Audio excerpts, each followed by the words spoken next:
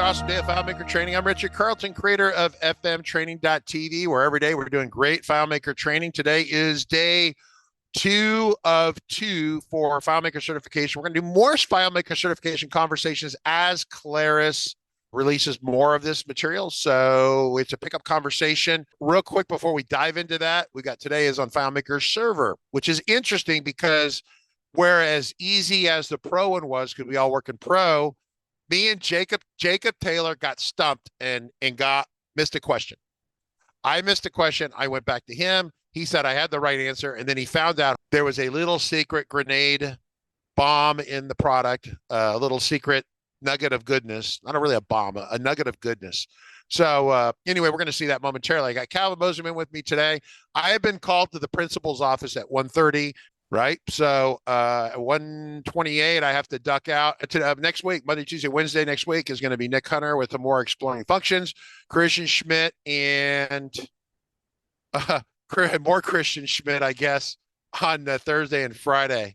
Or is that, yeah, Christian Schmidt with his magical goggles on. He requested a double feature, yes. So a double with Christian. All right. So if you want to support the channel, it is totally free. But if you want to support the channel so Calvin doesn't work for free, please purchase one of the training bundles here. We greatly appreciate the hard work with that. Okay, so pivoting along, I'm going to share my screen if you want me to share my screen. Yes. Can I ask a speedy question that I saw appear in the chat that is relevant, but not necessarily entirely on topic? Yeah. Kathy was like, I just started FileMaker recently. Curious as to how much time it takes to be proficient. I don't want to scare people. It's not.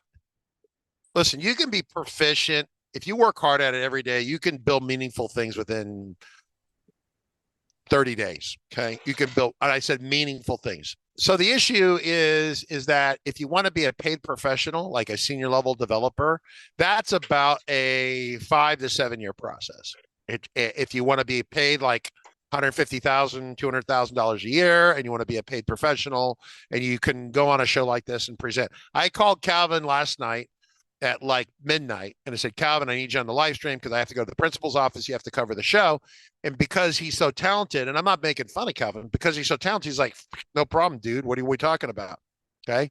So if we were talking about stabilizing a nuclear reaction that was running away, Calvin can talk about that too. He can talk about just about everything. So, but that's lots of years of experience. A lot of the people here watching live stream have 2-3 years of relevant experience, and they're making very meaningful solutions for their community, for their developer base. So, and that's one great thing about FileMaker is that it's just so approachable. You can open it up and start messing around and building things, and you can build something like Richard's saying, something useful, something meaningful in 30 days. We have a 30-day course that walks you through how to do something meaningful, and then and just keep building on from there. Then you can do more advanced stuff, and it all depends on how deep you want to go down that rabbit hole. That is a really good statement on that. So real quick, so everyone knows what we're doing here. All right, so I'm going to log into Claris Community. So if you want to get the FileMaker certification stuff, and I talked to Jacob about one of the ones we missed, Calvin, and we couldn't figure out why, and then Jacob found it. So most of you are going to see things here that you haven't seen before, just because about the time you think you're an expert at something, then Claris changes something or something gets added. We don't notice it because it's not like a major life-altering experience, but then somehow it shows up on a certification test. And you're like, that's not correct. And they say it's incorrect. If you were actually a professional, you would know this. And I'm like, whoa. Real quick, go to Claris Community. You're going to log on. Once you're at the Claris Community, you're going to hit Academy. As a reminder, there are tracks, certification tracks or tests that you can take for Claris Connect, which we're not really talking about right now, FileMaker Pro, which is the main core product, and then FileMaker Server. So it used to be that you'd have server questions and pro questions and like 2 Go questions, be all wrapped up into one test. Now they've taken the server questions and moved them outside. And so far we have on the pro side, we have for each track, for each for each skill set, Connect skill set, Pro skill set, Server skill set, there are 3 tests, low, medium, and high. Claris doesn't call it low, medium, high. They call it associate, specialist, expert. Okay. The Claris Connect test, this one over here, is available all the way through. Low, medium, and high, all three are available. On Pro, we talked about this yesterday, only low, the associate and specialist are available. Low, medium are there. The high, the expert test is not available yet. I don't know what's on it. Don't know where it is, what's happening. FileMaker server is only the associate. It's only the beginning one. And that one's caused enough problems as it is. And partly, I think it's because of Wim DeCourt. So I had a conversation with Wim DeCourt. I want to shout out to him. He is awesome. We're going to be talking about him over this block of training. Calvin, what you want to do on your screen is you want to be able to reference the materials I sent you that you captured yourself, reference those, but not show those on screen, because we're going to talk to them, but we're not going to display them, right? Those are kind of, when you take the test, you have the option of going back and seeing the results, like review what you did. It'll show you what you got right. It'll show you what you got wrong, but on the wrong ones, it won't tell you the correct answer. So, and what we're doing is we're kind of referencing our notes here on that. So what I'm going to do is I'm going to drive through this very rapidly. There's a bunch of the associate level test here is basically very, very basic stuff for the most part. The emphasis is a little different than what I would have tested on in basics. Calvin, you probably noticed that. Wim, part of that, I would have tested more on keeping your out of trouble on that a little bit. So let's just talk about this briefly here.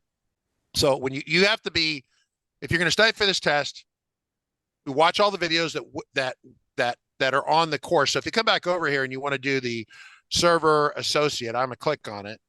Since I've already taken it past it, I don't know what it'll. Okay, so here are all the videos. Yeah, you can don't go have back to watch and watch the videos again. You don't have to go back and watch the videos. You can watch them. If you watch all these videos, it's about 3 hours here. You take the test. You'll pass it, right, Calvin? Yeah. Yeah, it's only, it says right at the top, it's only about 48 minutes. You can get through it in an hour. I thought mine was for the server. There's another one that's 3 hours. I think the Pro one, but this one's real short. I went through it, took the test, and passed. Yeah. So you actually watched the videos? I did. What score did you get? 96 or 92. Okay, that's pretty good. So I missed one or two questions. So down here at the bottom, you can take the test again. All of you can take. Now, I want to shout out, Margaret, is Jesse here today? Because Jesse was on the live stream yesterday, was watching the show, took the test, got 100%. It's actually the first 100% I've seen. Congratulations to Jesse. All the people, once you're done here, you should go take the test, take a swing at it.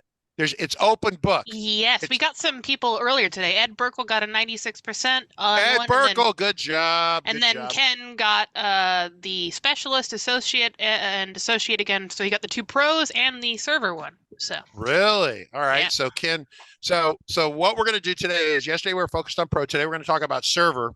I guess we can kind of drive through some of these questions, but what I want to do is call out a couple ones that were like before I get lost and I run out of time here, because Calvin, you're going to carry this conversation forward. What I do is I print it out, or I have on my other computer here the 2 PDFs I gave you, or you're reviewing for this material. Okay. Yep. Then you had and that way we can like try to answer. So what I want to apologize is Stu here. Is Stu here? Stu is not here, but I. Okay. Well, I want to apologize to Stu because we kept running through the test. We were getting the same set of questions on the test. And then yesterday I took the server test and I just off the cuff, and I'm like, wow, some of these are really hard. And I got it was like an 85%. And so I went through it and it told me the answers I had right, but it wouldn't tell me what the correct answers were. I'm not trying to give you these answers. I'm just saying I need to understand it so I know how to train on this. I took the test a second time. It was a different set of questions. There was a handful of overlap, but it was a lot of different questions. So Stu was correct. There is more than one test. I don't know if it mixes the questions randomly, or it's just actually they cooked up 2 tests with a little bit of overlap. But I want to apologize to Stu because I want to confirm what he said. I think Mike Wall said the same thing, which was that it looked like there was more than one set of questions. So what I'm going to do is I'm going to talk about this over here on this screen right here. Calvin, if one of the things you want to do is get administrative access to a console like this, so you can carry this conversation a little bit when I'm done. So on FileMaker server, you're going to log in, okay? The login when you if I had to say sign out here real quick, this credential is something you set up. This credential is the same for FileMaker, for this what we call the FileMaker server administrative console. This is the web interface. This username and password is also the same for the command line interface, and the FileMaker Server Admin API. So there's really these three different ways of connecting and talking to FileMaker Server. Funny enough, those really aren't on the test to identify like that, but you should know that there's three ways to kind of administer FileMaker Server.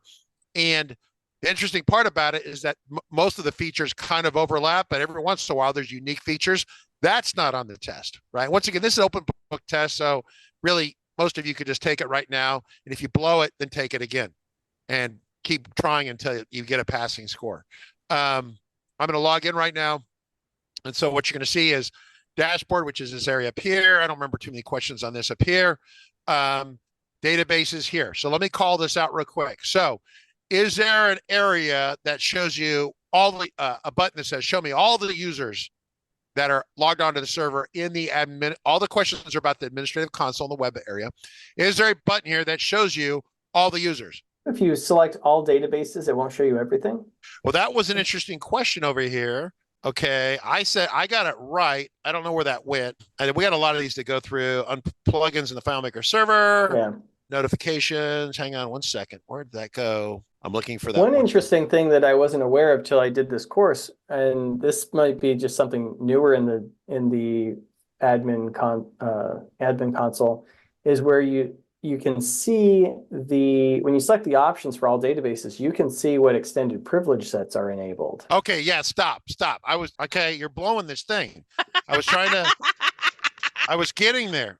And I had to call Jacob, and I asked Jacob this 15 minutes ago. He goes, yeah, there's no such ability to look at all the extended privileges. When did you figure this out, Calvin? Did you actually see that in the video with Wim, or what happened?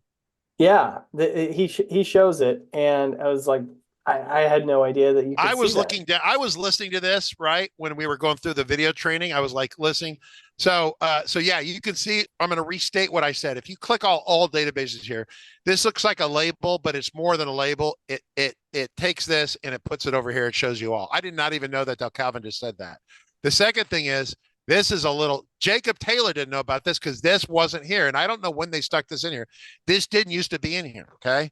These are the extended privileges that are enabled.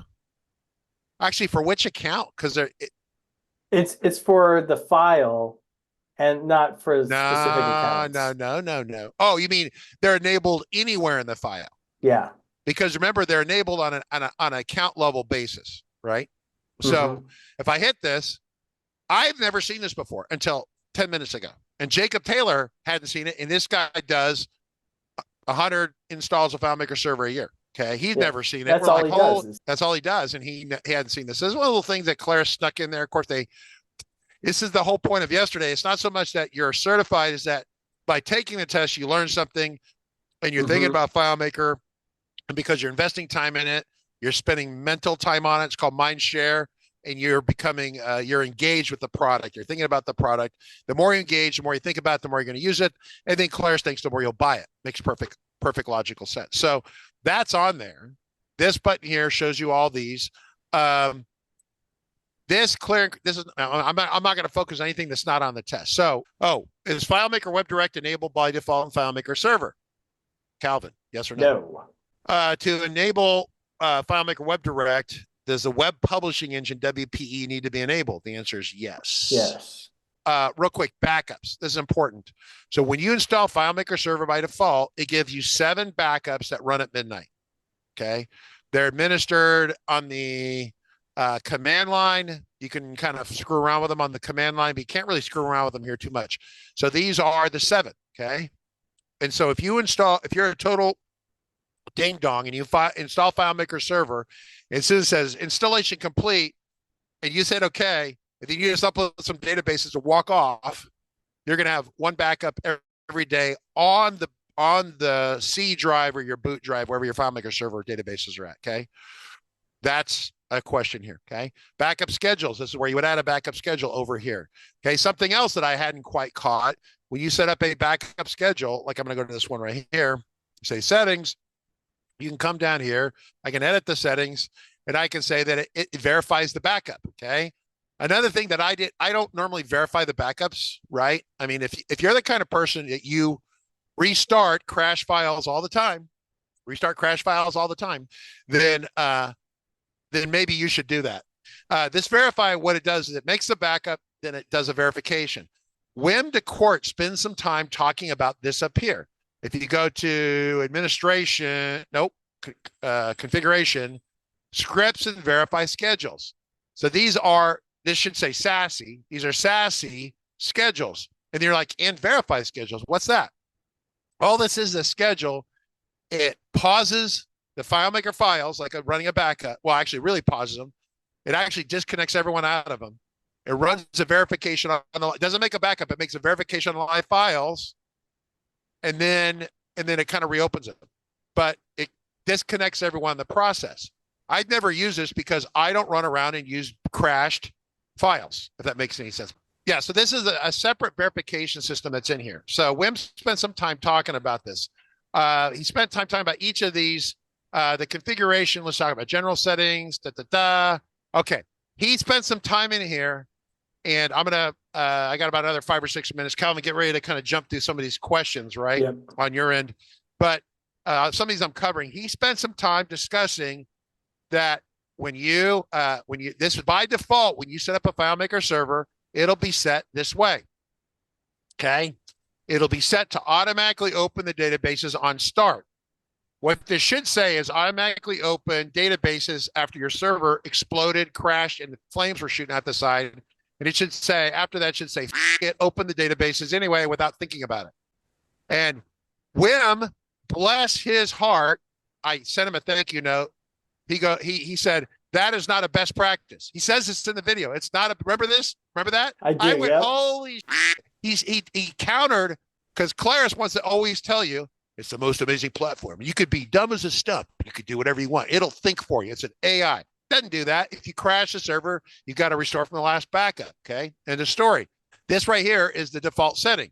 So this has a tendency, if you use it enough, and we had a customer in Louisiana, they get thunderstorms and the power was going out every other 3 days or 4 days. They didn't put a battery on the server.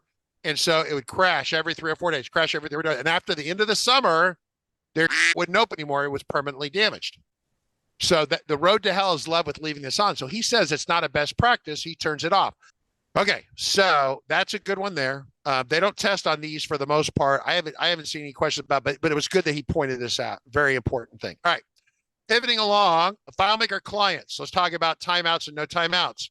By default, right? By default, FileMaker Pro and FileMaker Go.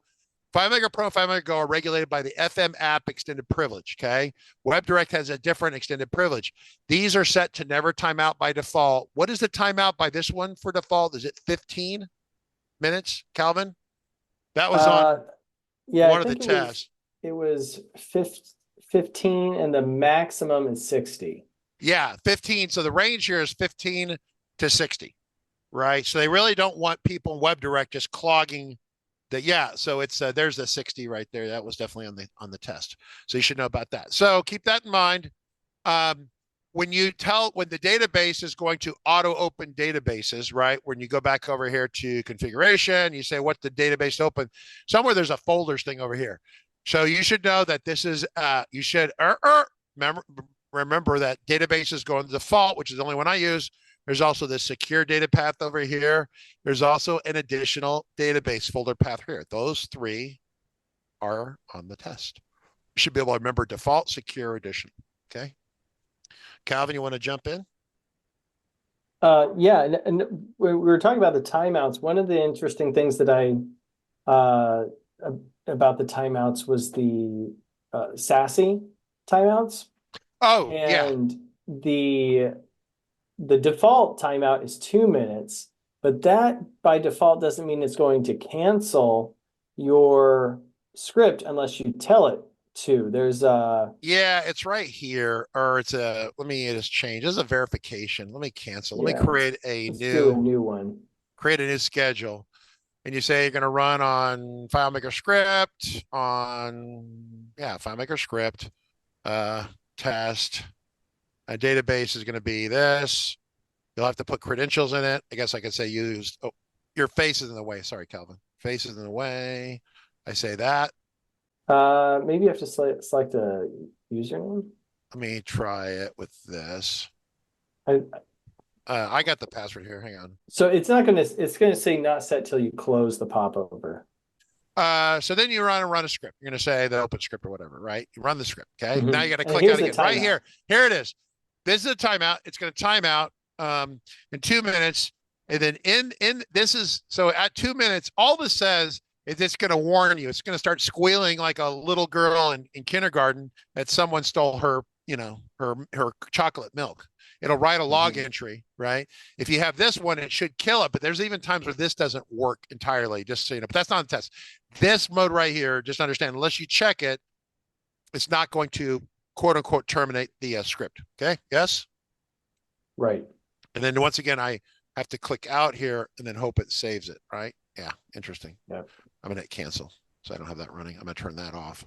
How are we doing on time? I'm going to probably have to jet here. Let me do one more. So plugins. So there are, when you do plugins, connectors, update password. Yeah, there's a lot of questions about the plugins. And one key thing to remember is when you have the plugin installed on your server, it doesn't really care what platform your clients are using. They can be on FileMaker Go, Pro on Mac, Pro on Windows. But if you're hosting your server on Windows, you need the Windows plugin. If you're hosting on Mac, you need the Mac plugin. If you're hosting on Linux, you need the Linux plugin. So the plugins can be set in 3 areas. So this is server. That's where this should say SASE. This should say SASE. Server script execution is SASE. This is or PSOS. PSOS or SASE here. These are plugins that are available. Then if you have web publishing, this is WebDirect in here. Okay. And they're in different folders. They're different folders, right? You don't have to memorize the folders. They're not going to ask you about that. But there are 3 spots. And if this is a Mac server, if you're using a plugin, it's a Mac plugin. You don't care about the client. And the conversation about auto installing a plugin to the client, I've done that twice ever. That's not part of this conversation. They're not testing on that. Okay. One thing that you'll want to keep in mind is also these are the 3 different script engines that are used. And so it's important to understand that there's not one script engine. I think that's the question. Is there only one script engine? These are actually separate programs or separate processes. Okay, separate programs. So if you look at all the processes or programs that run FileMaker Server on Mac or Windows Linux, there's like 4 or 5 or 6 different programs that are running that are talking to each other. Okay. Understand that. All right. I got a jet, Margaret. I'm going to stop sharing. We're going to transfer command to Calvin. I got to go to the principal's office. Okay. Let me pull up. Okay. Can we see that? Yes. So I've got this is our special live stream server. Yes. And so we're looking at the admin console and taking note of the different parts of it. And so just to kind of go back over what we talked about, we do have this is kind of our overview area. We can see how many people are connected, which there's nobody connected on this one. And we can see how many files we're hosting. We can see how many connections per platform, whether it's Pro, Go, WebDirect, and then the additional, which would be like custom web publishing. And we can see the total volume. One thing to note here is this is the volume of the drive where the FileMaker server is located, not the whole entire machine. A lot of our machines now are using multiple drives. So this is something that has tripped me up in the past. I look at it and I see we're at 90%. Can I clear out some backups? Well, if all the backups are on a separate drive, clearing backups isn't going to help. So this is good to note that it's just the drive wherever the server is located. And then we've got this 3-minute stats on our system. Let's jump over to the databases. And so we can select which database we're looking at. And this you'll notice this lock and the yellow minus, which means that it's unencrypted. If this is hidden, that means that the file is encrypted. but this is just a little warning or little reminder that it is unencrypted. We can see the options that we have to pause, close, and verify. I really like that they show you all the options and just gray out the ones that aren't available right now. But if we close this one, we'll see those the options change when the file is closed. Now we don't have any options because it is closing. And now that it's closed, we've got our open, download, or remove options. I'm going to just say open again. And we'll leave that there. And my favorite thing that the one great thing about going through the certification process, every time I've gone through any certification process on FileMaker, I've always learned something new. And for me, the biggest thing that I learned on this time through is these extended privilege sets appearing here in the admin console, which is really interesting feature right there that we can see. Let's jump over to, we'll leave these all open. I'm going to hide these. Let's go to the next tab, which is the backups. Now, this similar, now you'll notice we have 8 backups here instead of the default 7. So there must be another backup going on. So we've got this backup schedule, and then here's our auto backup on demand. You'll notice that maybe this is just set up a little bit differently so that it does this 8 instead of the default 7. But one thing that we can do also here is preserve a backup. So you'll see there's 0 preserved backups, but if we select a backup, so this one from 4 days ago, and say preserve backup, it gets checked here as preserved. Now we have a preserved one. And that means when it comes to the time where it would normally, the app would normally delete, or the FileMaker server would normally delete an old backup, it won't delete the preserved backup. And that's just so you have this, maybe there's some big changes that happened at that time and you want to save it for whatever reason. But so now we have this preserved backup here. And here's some backup settings here. We have the progressive backup, the parallel backup, and the keep canceled backups. But I don't think that we talked too much about that in this specific certification. So here's the configuration panel, and we can go through and just see what our basic things are that are going on here. We can right now the database server is running. We could say stop database server, but before we do that, we'll want to, if we just stop it without closing everything, the files will be crashed. So if we want to stop it, we want to say close all, and we can wait for those to close. And it's thinking about it. So you'll see the red minus here means that it's closing, and now the gray stopped means that it's closed. Go back over to configuration, we can say stop database server. And now we have this option to give people a warning. The default warning time is 2 minutes, but we can put any, and we can send them a message. In this case, I know nobody's on there, so I'm going to just say 0, say stop database server, and we'll see that now it's stopped. So the last time it was started was November 27th of last year. And here's some other information on it. This, and I'll emphasize this once again, automatically open databases that are in the database folder is enabled. I'm surprised that this is enabled, but I guess this is by default, it is enabled. So maybe that's why it's still enabled. And this isn't a production server. This is just a test one. But as Richard was saying, this should be disabled. So we'll go ahead and disable this. And it's not letting me disable it. Maybe I need to start Does it have the to be, again. the server have to be started for you to actually disable it? Yeah, That's kind let's of go ahead interesting. and database server is not running. Let's say just start database server. Okay, now it's running. Let's go over here. All these files are stopped. I'm going to open them all.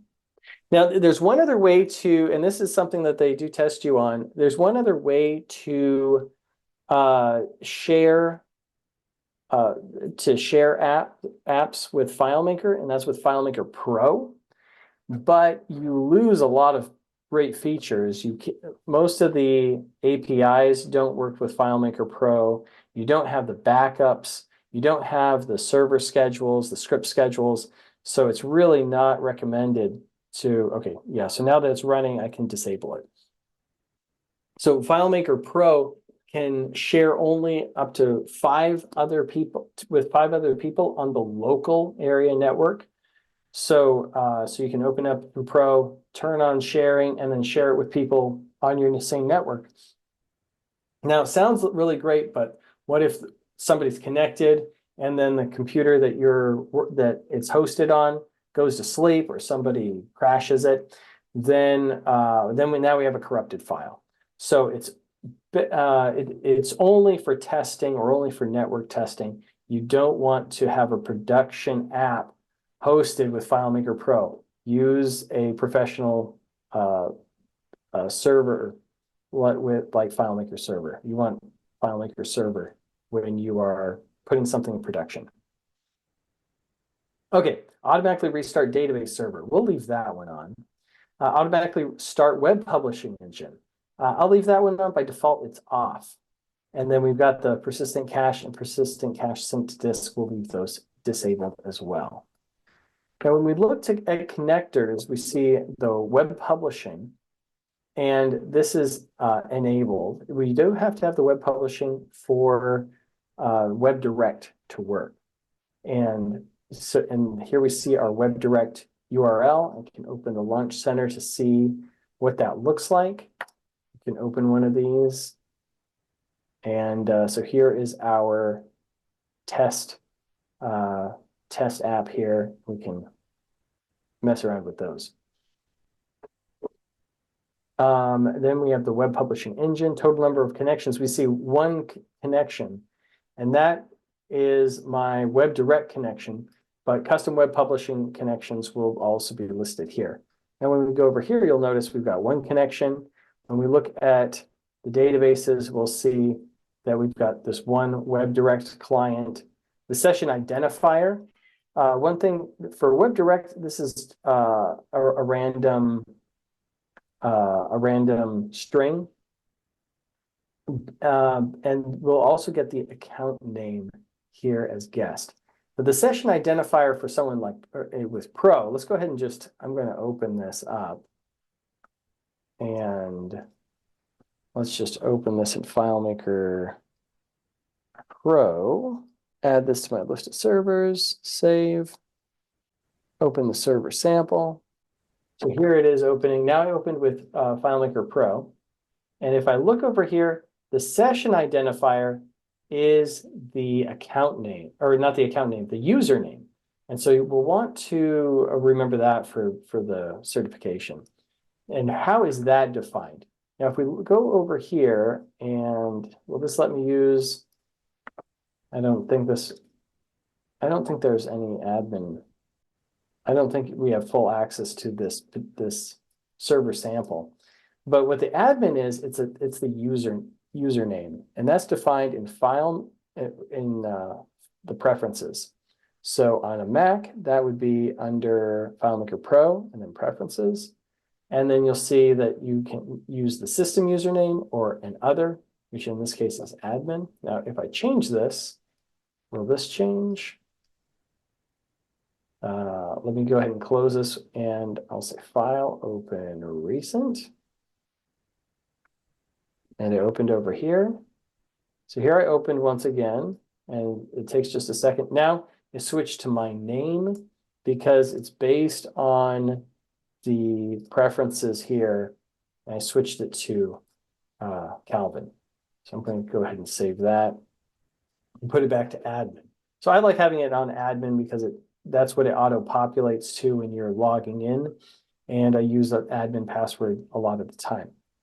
So that's a good thing to note. It's using the account name.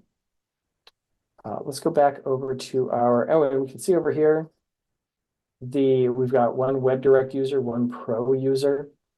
And when we look over here, we'll see CPU usage went up, not very much, but we see it did go up. We now have 2 connections. Let's jump back over to configuration.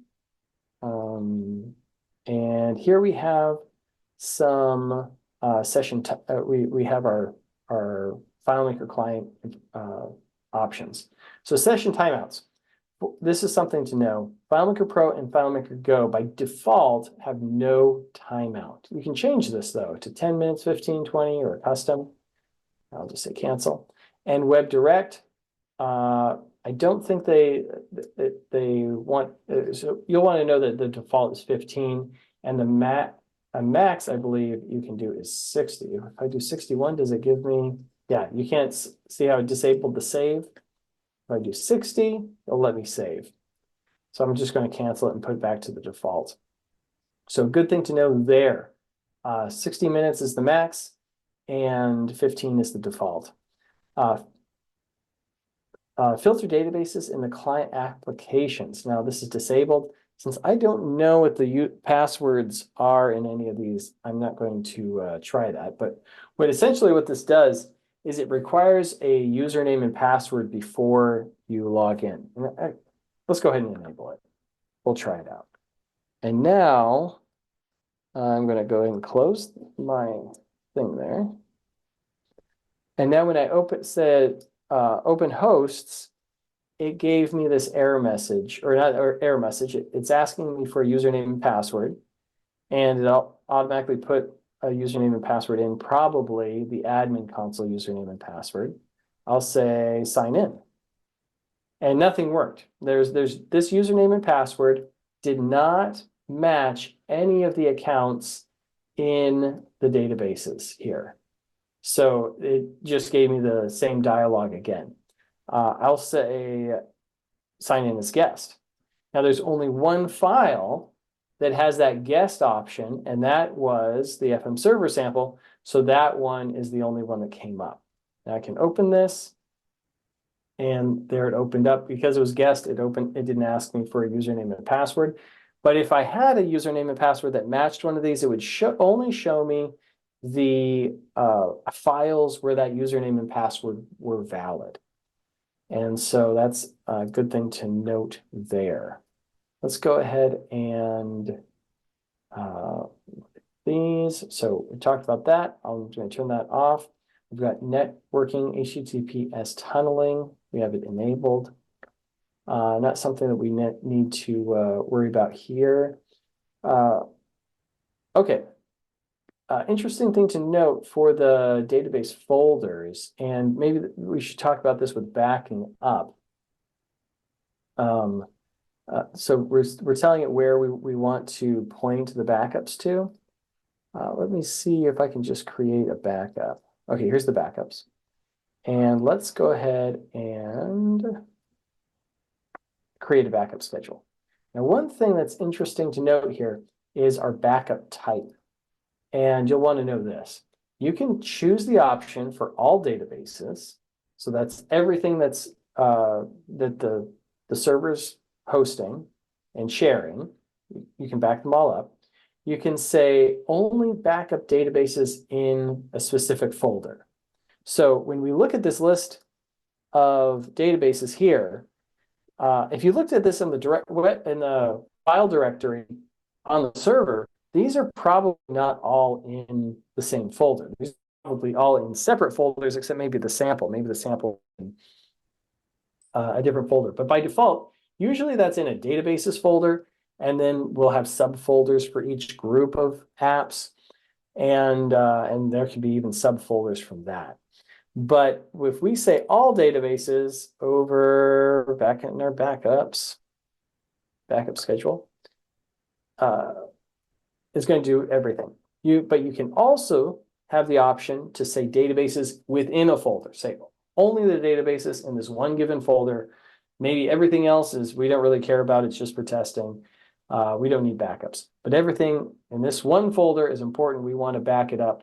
Or maybe some file that gets a lot of use, we want to back it up even more often. We want to back it up every 10, 20 minutes instead of just the hourly. And then you can also choose a specific database. I only want to back up this one database every on the schedule. So those are our three options: all databases in a specific folder, and one individual database. And so you do want to know that. And so now I can select which one I want. If I say in a folder, now here's the folders that we have available. So you'll see the databases and secure, and we can specify or we would say databases, and then we could specify a subfolder. And I didn't realize this is a Linux file or a Linux server. Interesting. So back to the configuration, and the folders is where we went from there. So we're I don't think we have a whole lot of questions there on this one. We talked about schedules with Richard. Notifications. Now this is something to know. The local notifications can be enabled, but for these to work, you do have to have the admin console open. And so it's only going to work if the admin console's open on whichever machine where those notifications are happening. And here we have an explanation. Local notifications are displayed on the machine where the admin console is running. Local notifications appear even when the admin console is not in the foreground. And if you want to read more about that, you can pull up the help link. So basically, if you minimize it, there. you'll still get notifications. Yeah, yeah. And I don't actually have the admin console open too much when I'm working. I usually only jump to it when I run into a problem, need to kick somebody out of an app or review something. It's not something I have open all the time, but maybe you're working in IT at your company. Maybe you need to have it monitoring in the background. I remember when we used to have dedicated machines. I think most of our machines are no longer physical, but when we had physical machines, we always had a monitor that had the admin console. And the admin console would just stay open on the monitor. So yeah. So we don't do that anymore. Sometimes on servers I'll leave them open, and Jacob gets upset with me because I'm not supposed to do that. So we try not to leave the admin console just open all the time on the server. It's probably not as much of a problem if it's open on your local machine. But one thing to note here with that is that in those instances, the admin console is running on the server, like you're saying. This can be running on the server or on your machine. The admin console runs in both places. Now, send email notifications. You'll want to know something here. So this allows you to send an email to tell you about any errors or notifications via SMTP, but you also have an OAuth option, OAuth 2, and there's only two providers that are enabled for this, Google and Microsoft. You do want to know that it's Google and Microsoft for those two. So that's definitely helpful. Next, SSL certificates.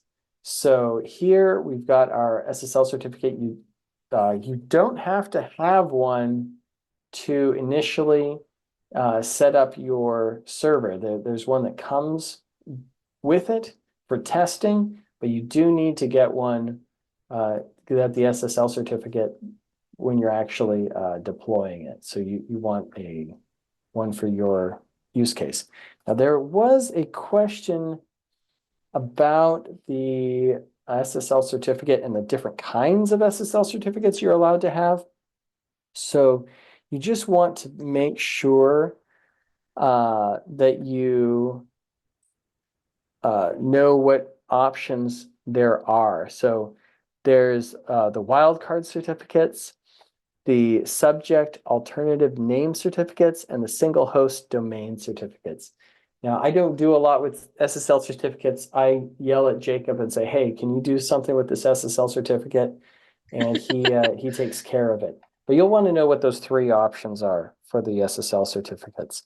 And they're covered in those training videos, which is great.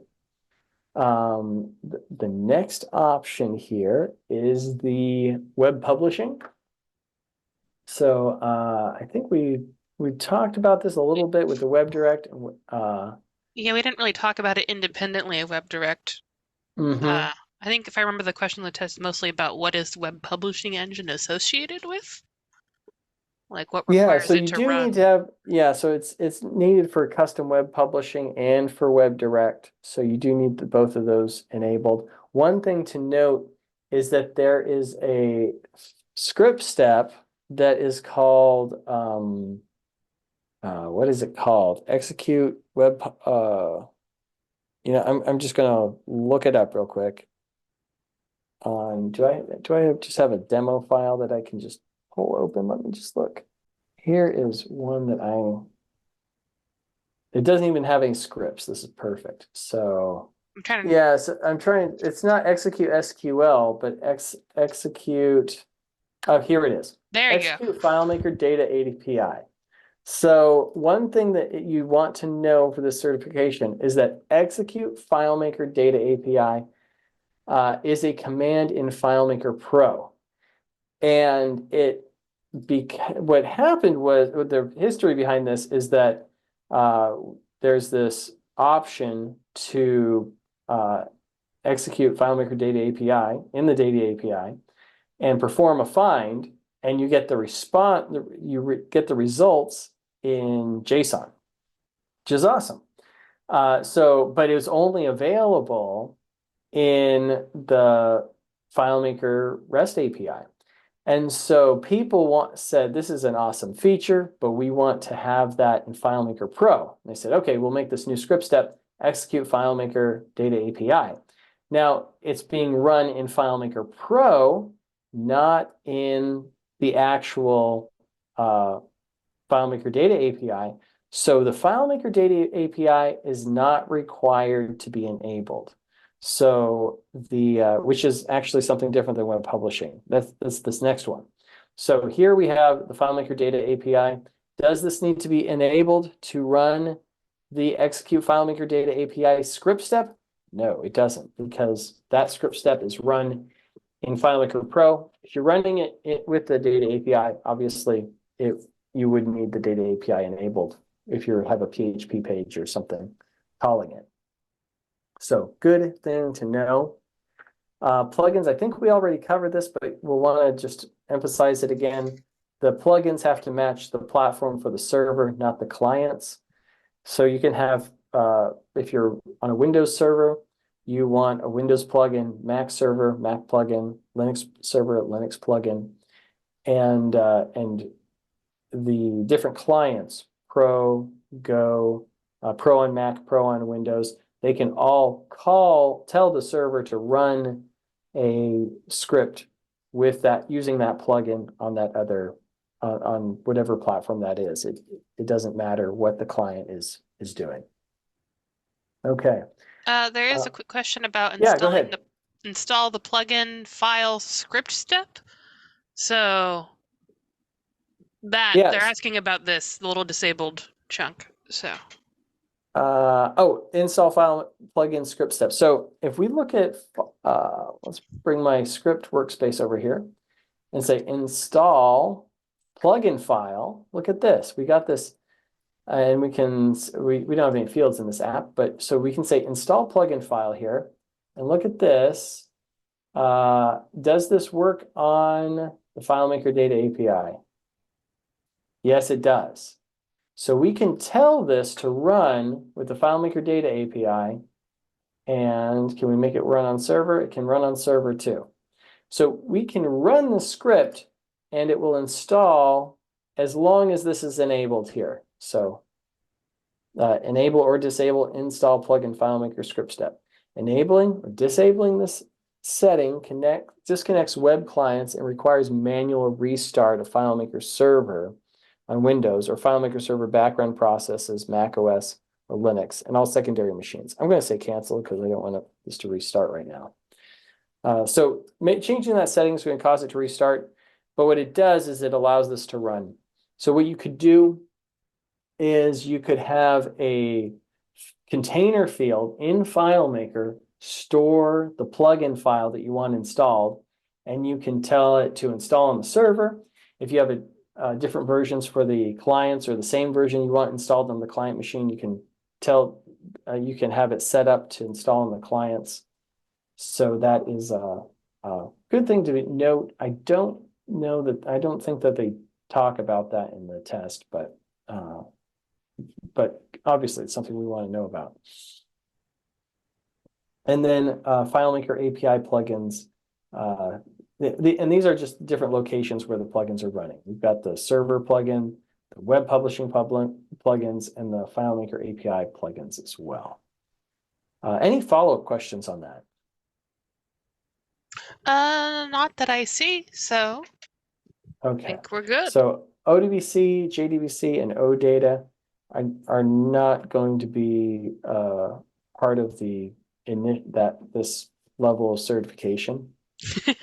One thing to note in your licenses, sometimes you're going to need to import your license certificate for different reasons. There are a few different reasons. Might be, say you got more users. We went from 25 to 30 users, and we need to update this. So we'll need to import a new license certificate.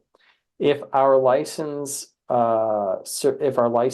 expires, we're going to have to import a new license certificate. If we reinstalled the FileMaker server, we're going to have to import it again as well. So that's one thing to note there on the reasons you might want to reinstall the license certificate. So let me just okay. Oops. I'm just double checking that. Okay, so when you're upgrading from a trial version, so you'll want to reinstall the license certificate when you're upgrading from a trial version to the full version of FileMaker Server. You can install FileMaker Server without a license, and it just installs as a trial, and then you can go in later and install your license certificate so that it's fully enabled. If you change the number of licensed users, you have to reinstall the license certificate, and if your license expires, you need to reinstall the license certificate. Now, the FileMaker Data API OData annual limit, this is based on how many users you have and a certain number of gigabytes per user. So it would be 600 divided by 25. What is that? 600 divided by 25 is that right? 24 gigs per? That seems high. But but this is evaluated on an annual basis, and it's only counting data coming from the FileMaker server to the clients. And I've actually never had anyone hit the limit there, which is something interesting to know. Here we have administrator options here. You can change the password here, but this isn't an option for if you lose a password. This is only if you want to change the password for whatever reason.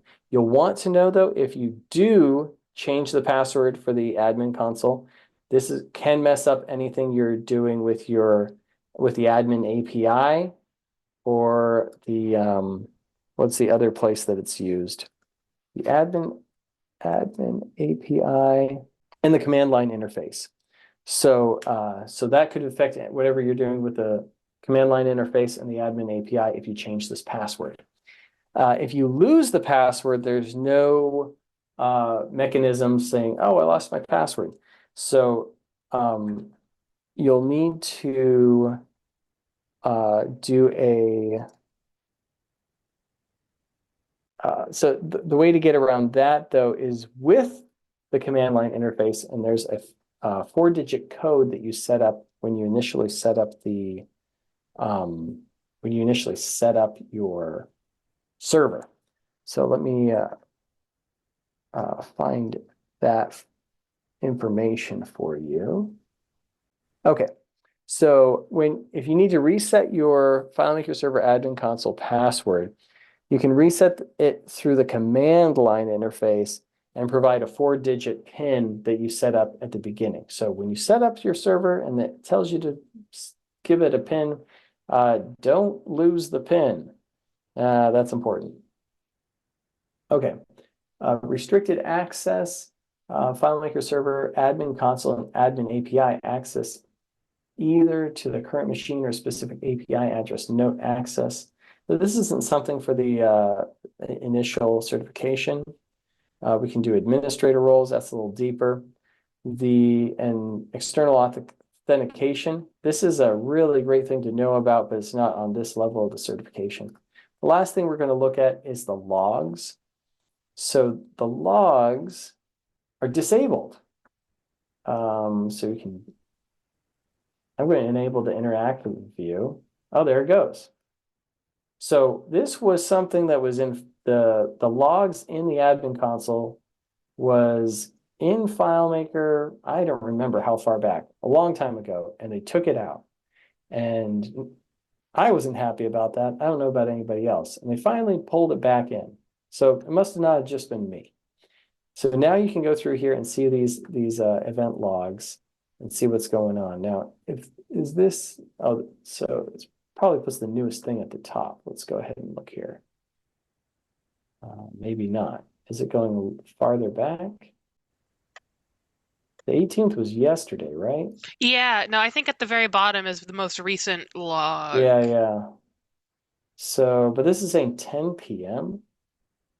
Is it set to the time zone that the server is on? Like, yeah, it would be set to the time zone of the server, which I would assume that would be Pacific time because it's in California, but it must be set to Greenwich Mean Time or something. Yeah, like if I looked up, actually, no, you mentioned if I looked up Greenwich time, like what time is that? I think it's 8 hours ahead of Yeah, Pacific. it's currently so 10 p.m. over there. It's 10:04 for them. So yeah, it is set to Greenwich time. Interesting. So this is, I'm not sure that they talk about the logs much in the test. But that was kind of an overview of all of those, kind of high overview and what's going on with the server. Do we have any questions about what we've gone over so far? I don't see anything. Code to Go mentions that 2 gigs per month equals 24 gigs annually. Yeah, I don't think that's right. It's that doesn't sound right to me, but maybe I think maybe it this has to do server with has how, like, go ahead, sorry. maybe it's the more people you have, the more gigs per person. That Yeah, makes and sense. one thing to just, I don't think I've mentioned that the username that it's using here is called the session identifier. So the session identifier is the username associated with that person. Okay. Okay. Yep, no, people are saying they're good. Thank you very much. Thank you very much, Calvin. Seriously. Hey, not a problem. So, good luck on your certification test, everyone. Let us know if you pass. Y'all have a good evening, and you have a wonderful weekend. That's the word. Do we know what's happening tomorrow on fmtraining.tv? Monday is going to be we're continuing Nick's series about functions. So Nick decided he's going to tackle every last function in FileMaker, except for a couple really obscure ones in the Japanese ones because he doesn't speak Japanese. So, yep. And then that's going to be an ongoing series. And then Thursday and Friday are both going to be Christian Schmidt's days. Thursday's about the 14.0 Monkey Bread plugin release. Friday will be really interesting because he wants to see if he can do a iOS app, a Fios app, with the new Apple Vision OS. So what FileMaker looks like on the Vision. Should be interesting. All right. Have a good one, everybody. We will see you later. Bye-bye. Thank you, Margaret. Bye.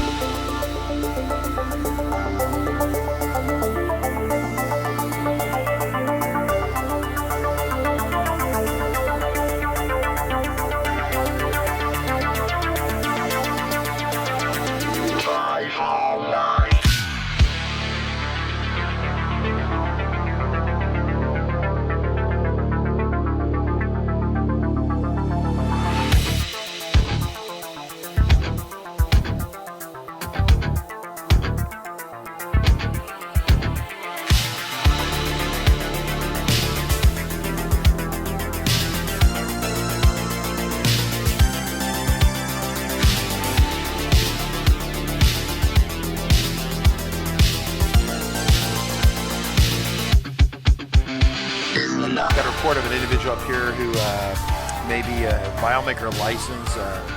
Well, it's potentially expired. Look at the back of that car right there. Looks like the FileMaker license has expired. Sir, I need you to step out of the vehicle. Sir, step out of the vehicle. Sir.